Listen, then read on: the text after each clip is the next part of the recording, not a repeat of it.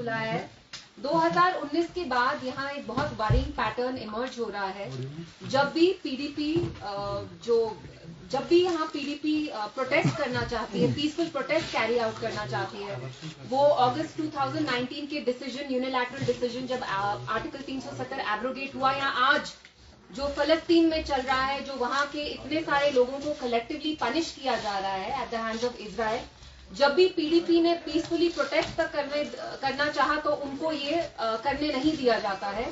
कल शाम से हमारे जनरल सेक्रेटरीज जो हैं, गुलाम नबी लोन हांजूरा साहब हो या महबूब बेग साहब हो, हमारे जोनल प्रेसिडेंट्स, डिस्ट्रिक्ट प्रेसिडेंट्स, यहाँ तक कि पीडीपी के जो डीडीसी मेंबर्स भी हैं, उन सबको हाउस अरेस्ट में रख दिया है। किन्हीं को हाउस अरेस्ट में रखा है, बहुत सारे लोगों को पुलिस स्टेशन में इलीगली डिटेन कर दिया गया है। तो 2019 से एक बहुत वरिंग पैटर्न इमर्ज हो रहा है, जहां हम देखते हैं पहले तो पीडीपी को तोड़ा गया। महबूबा जी ने जो इतने खून पसीने से एक जमात बनाई, उसमें एक स्प्लिट ऑर्केस्ट्रेट किया गया at the behest of Delhi. और उसके बाद अब जो लोग यहाँ बचे भी हैं, जो हमारी अभी भी जमात इतनी एक्टिव है, जब भी हम कोई पॉलिटिकल एक्टिविटी करने की कोशिश करते हैं ना पीसफुल मैनर, हम पीसफुली प्रोटेस्ट करना चाहते थे। आप लोग 3 दिन पहले यहाँ खुद आए और आपने खुद देखा कि महबूबा जी जब पैलेस्टाइन के लिए प्रोटेस्ट करना चाहती थी, उनको ऑलमोस्ट मैन हैंडल किया गया सिक्योरिटी ऑफिसर्स ने। They did not allow her to protest peacefully. So I want to ask that why is the local administration here consistently since 2019 cracking down on PDP?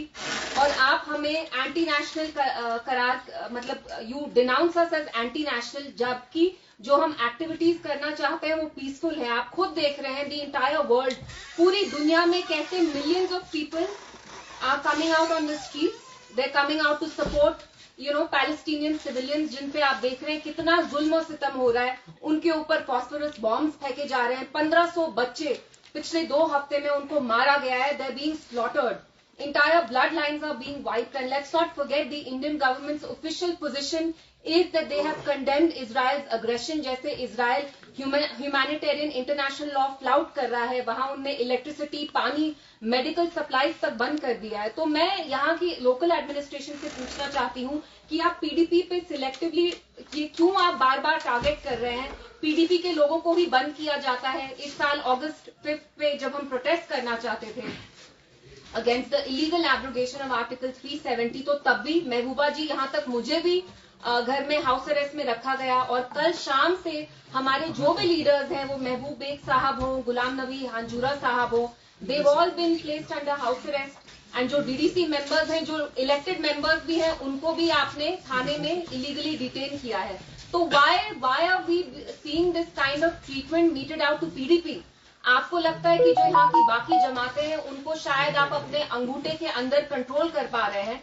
PDP वाहिद ऐसी जमात है जो अभी भी जम्मू कश्मीर के लोगों के हकूक, उनके आइडेंटिटी के लिए लड़ रही है। लेकिन फिर भी आप देखते हैं कि एडमिनिस्ट्रेशन का जो व्यवहार हमारे साथ है वो कम्प्लीटली बायस्ड है, प्रेजुडिस्ड है। जो बाकी पार्टीज यहाँ मुख्तलिफ होती हैं, जब वो प्रोटेस्ट करना चाहती है, खैर प्रोटेस्ट तो कोई यहाँ करता नहीं है, लेकिन उनकी जो भी पॉलिटिकल एक्टिविटीज होती है उनको फुल फ्रीडम दिया जाता है, क्योंकि इन अ वे इनकी कोई अंडरस्टैंडिंग है शायद दिल्ली में। तो why is there such a brutal, a vicious crackdown on People's Democratic Party? And this is happening after a time जब आपने पूरी पार्टी को तोड़ दिया, मतलब आपने कंप्लीटली स्प्लिंटर कर दिया। यहाँ पे डंडा यूज किया, जो ज्यादातर पीडीपी के लीडर्स थे, जो अब बाकी प्रॉक्सी पार्टीज में चले गए हैं। तो आप ये ट्रीटमेंट पीडीपी के साथ क्यों कर रहे हैं? And it's a very worrying pattern, because किसी भी जमहूरियत में ऑपोजिशन, एक वायबल रोबस्ट ऑपोजिशन का होना बहुत जरूरी है। And another worrying pattern that is emerging is की जो इंडियन फॉरेन पॉलिसी का जो रुख था, we were always for the creation of an independent sovereign Palestinian state where the people of Palestine would live with dignity. We are seeing कि हमारी Indian foreign policy का shift कैसे हो रहा है towards Israel, which is the aggressor. And mind you, India was the last non-Muslim state to accept Israel, to recognize Israel as the state, and it was one of the first non-Muslim, non-Arab states to recognize PLO, which was the Palestinian Liberation Organization. So these are questions that I want to ask the administration कि आप बाकी जमातों को full activity करने देते हैं, वो drugs पे बात करते हैं, कॉन्फ्रेंस करने देते हैं, वो मतलब एम्प्लॉयमेंट, बाकी इश्यूज होते हैं उन पे आप बात करने देते हैं, तो आप बस पीडीपी पे ये क्रैकडाउन क्यों कर रहे हैं? हमारे लोगों को, हमारे लीडर्स को, हमारे वर्कर्स को एंटी नेशनल क्यों आप डेनिग्रेट करते हैं? Denounce, why you denouncing us as anti nationals? Is it a crime? Is it a crime to protest in a peaceful manner? It is my fundamental right. हम में से जो भी यहाँ बैठे हैं, हमारा फंडामेंटल राइट बोलना ही नहीं है. It's not just the freedom of right of expression, it's also the freedom of right to protest peacefully. It's a safety valve for a democracy. और आपने खुद, आप जानते हैं, आप वाकिफ हैं कि जम्मू कश्मीर के लोग हमेशा पैलेस्टीनियंस के पीछे खड़े रहे हैं. They identify with the cause of Palestinians. So I just wanted to talk about this. And मेरी आपसे गुजारिश है कि आज भी जो हम प्रेस कॉन्फ्रेंस कर रहे हैं, let's just keep it to whatever happened पिछले 24 आवर्स में. जैसे हमने देखा है कि पीडीपी लीडर्स को कैसे हाउस अरेस्ट और थानों में रखा गया है. इल्तिजा जी, आप ये बताइए, पीडीपी का स्टैंड जो है क्या हर एक वॉर के खिलाफ है या खाली फलस्तीन और इसराइल के खिलाफ? क्योंकि रशिया यूक्रेन के बीच में भी चल रहा है, उस पर कोई प्रोटेस्ट पीडीपी की तरफ से नहीं हुआ. जी, देखिए, Palestine is a cause that's always been very close to the people of Jammu Kashmir. आपने यूक्रेन की बात की, हम उसको भी कंडेम करते हैं. सिलेक्टिवली कहीं भी वॉर को या कॉन्फ्लिक्ट को कंडेम करना बहुत गलत चीज है. और मैं वही कहना चाहती हूँ कि जो सुपर पावर्स हैं इस मुल्क के, जैसे I mean of this world, like US and even India is a huge rising power.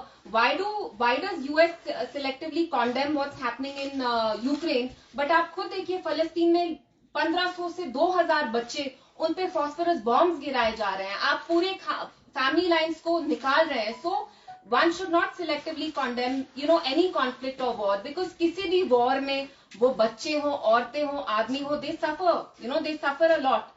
तो हमने इस पे भी प्रोटेस्ट करना चाहा, आप उस पे भी प्रोटेस्ट करना नहीं, आप नहीं चाहते कि कश्मीर में किसी भी चीज का प्रोटेस्ट नहीं हो, पीसफुल प्रोटेस्ट भी आप नहीं करने देते हैं. तो व्हाट इज दिस?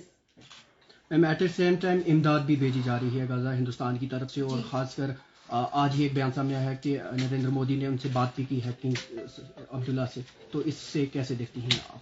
देखिए, वही तो दोगलापन है. मुझे समझ में नहीं आता कि इंडियन फॉरेन पॉलिसी, आप जो स्पोक्स पर्सन है, अरिंदम है उनका नाम, उनने कल कहा है कि it's always been a cornerstone of Indian foreign policy to support a viable independent Palestinian state for the people of फलस्तीन, की वो डिग्निटी से अपनी जिंदगी जिए. कल आपने उनको रिलीफ एड मटेरियल भी भेजा. तो आपको क्या प्रॉब्लम है अगर हम, आपका स्टैंड तो इंडिया का यही है that you stand with the people of Palestine. अगर जम्मू कश्मीर में हम एज अ जमात, as a political party, even as civilians we want to protest, what is the problem?